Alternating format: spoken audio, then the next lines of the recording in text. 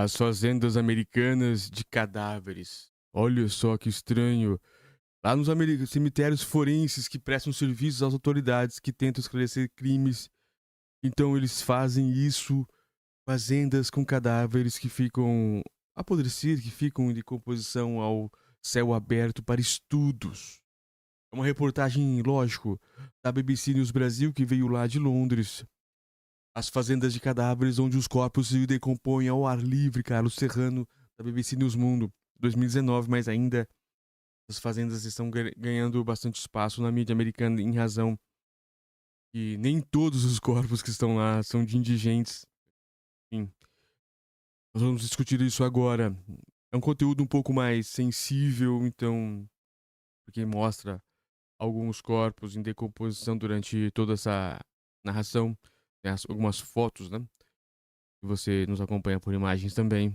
Então, é um conteúdo sensível, teoricamente, corpos em decomposição, então por isso é bom avisá-los. Mas é extraordinária a matéria. E lógica, né? No meio de um gramado há muitos arbustos de aproximadamente 1 metro de altura. Eles são um pouco mais altos que os demais, porque os pedaços de terra em que crescem se alimentam de substâncias liberadas por cadáveres humanos que apodrecem por várias semanas. De longe, o local parece um campo ideal para dar um passeio, mas quando você entra nos arbustos, um forte mau cheiro de morte faz seus olhos lacrimejarem. O dia está ensolarado e a temperatura chega a 30 graus. O ar é úmido e pesado. Neste terreno de um pouco mais de 1 hectare, existem 15 corpos humanos espalhados. Eles estão todos nus, alguns trancados em jaulas de metal. Alguns estão cobertos com plástico azul, outros enterrados e outros diretamente ao ar livre. Cada corpo forma uma silhueta que parece um montinho de grama morta, mas então naquele mesmo pedaço de terra, um arbusto vigoroso crescerá mais alto que os outros. Esse local aberto é um laboratório de antropologia forense da Universidade do Sul da Flórida que opera desde 2017 no condado de Pasco, a 25 minutos da cidade de Tampa. O campo fica numa zona rural próximo a um presídio. As pessoas comumente chamam o local de fazenda de cadáveres. Embora os cientistas prefiram chamá-lo de cemitério forense ou laboratório de tafonomia, a área de ciências que estuda o que acontece a um organismo após a morte. Na verdade, essa fazenda inicialmente seria localizada no condado de Hillsborough, uma cidade diferente, a cerca de 80 quilômetros de Pasco, mas os vizinhos se opuseram ao projeto porque temiam a desvalorização das suas propriedades diante do fedor de corpos em decomposição. As críticas a este tipo de laboratório não vêm apenas de pessoas que não querem viver perto de pessoas mortas. Mesmo dentro da comunidade científica, há aqueles que não são céticos sobre a necessidade e o valor científico das fazendas de cadáveres. Mas como são essas fazendas? Para que servem e por que geram tanta controvérsia? Olha, as primeiras fotos aqui. Corpos em decomposição.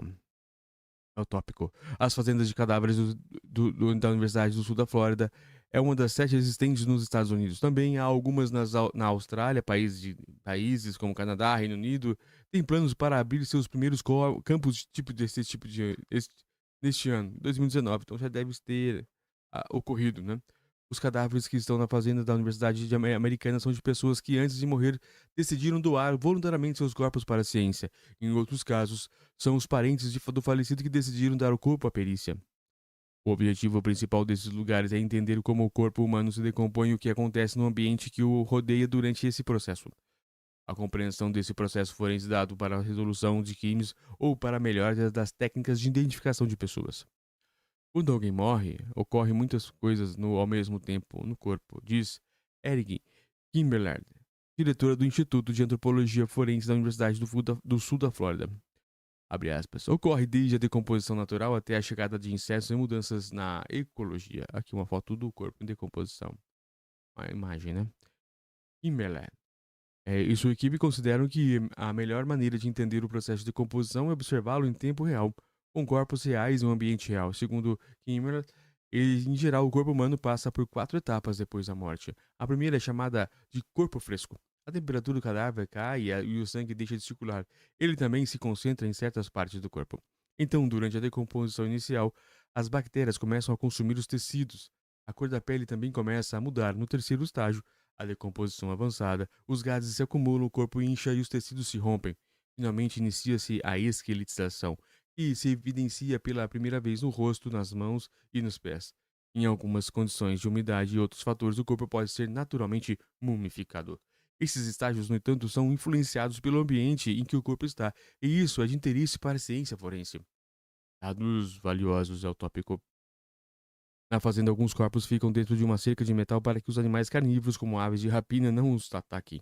A gaiola impede que eles sejam comidos por gambás e abutres, então a perícia pode estudar como ocorre a decomposição tecidual. Os cientistas também observam a ação dos vermes que se alimentam dos órgãos internos do cadáver. Aqui as fotos já mais. É... Eu não gosto muito, não. Por outro lado, outros corpos estão totalmente expostos à mercê dos animais que chegam em bandos. Eles fazem buracos na pele, rasgam músculos e tecidos, até mesmo rodeiam o corpo para comer o máximo que podem. Enquanto isso, os pesquisadores visitam a fazenda todos os dias para tirar fotos e filmar, observar a decomposição, uma decomposição evolui e comparar o processo de cada um tecido em condições do local onde estão. Geólogos e geofísicos trabalham em conjunto com perícia para analisar o solo, a água, a ar e a vegetação. Eles estão interessados em saber como as substâncias liberadas pelo corpo mudam as propriedades do local onde se decompõe. Tentamos obter o máximo de informações de cada indivíduo, diz Kimmel. Quando os corpos já estão apenas esqueletos, eles são transportados para que a perícia chama de laboratório seco, onde limpam os ossos e armazenam para que sejam disponíveis para estudantes e pesquisadores. Crimes não resolvidos é o tópico. Os dados coletados por pesquisadores de tafonomia são úteis para investigações de medicina legal e forense. A medida pela qual um corpo é decomposto serve para refinar a estimativa de que há quanto tempo uma pessoa está morta ou se o corpo foi movido ou enterrado. As substâncias que o cadáver libera e o estado do corpo também dão pistas sobre a origem da pessoa. Isso, somando a outros dados genéticos e análise óssea, fornece informações que podem ser aplicadas em casos criminais que não foram resolvidos. E por isso, aqui parte da missão dessas fazendas é prestar serviços de autoridade que tentam esclarecer homicídios. Para muitos, pode parecer chocante trabalhar diariamente com a morte e ver corpos humanos em um estado que normalmente preferimos esconder. Mas Kimmler, no entanto, essa questão não é a causa mais causa maior perturbação. Abre aspas. Como profissional da ciência, a gente separa essa conexão, diz ele, referindo-se ao tabu que muitas vezes acompanha o tema morte. Trabalhamos com muitas investigações de homicídios, então o maior desafio é encarar histórias que realmente trágicas. Para mim, o mais tenebroso é ver que uma pessoa é capaz de fazer com a outra, diz Kimmel. Bom, é chocante, mas mesmo assim é difícil, né? Ele também afirma que que é um desafio confrontar histórias de famílias que perderam seus filhos de 20 ou 30 anos atrás e ainda estão procurando por seus restos mortais. Para ela, seu trabalho faz sentido na medida em que ajuda a esclarecer alguns de quase 250 mil crimes não resolvidos que existem nos Estados Unidos desde 1980. No Brasil nem se fala, né? Quantos mil crimes não devem ter resolvido. Tópico: de onde vêm os cadáveres? Desde sua inauguração em outubro de 2017, o cemitério forense recebeu 50 corpos de doadores e tem uma lista de 180 pré-doadores. Isso é, pessoas vivas que decidiram que até quando morrerem querem se entregar literalmente à ciência. Os doadores são, em sua maioria, idosos que já estão planejando seus últimos anos de vida. Abre aspas. É como planejar sua profissão pós-mortem, diz Kimmler. É como se os doadores ajudassem a resolver crimes após sua morte. Entre as restrições que existem para doar o corpo estão doenças infecciosas que podem colocar em risco as pessoas que posteriormente estudarão o corpo. Hum.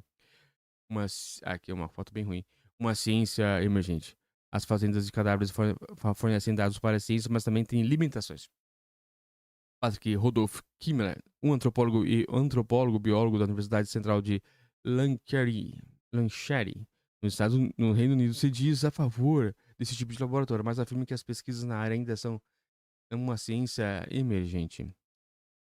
O problema com essas instalações abertas é que existe uma série de variáveis que não se pode controlar, mas apenas monitorar, diz Randolph Kinney, a BBC News Mundo, o serviço espanhol da BBC. Abre aspas. Isso torna os dados que eles produzem muito mais difíceis de interpretar porque eles não prestam facilmente para as previsões.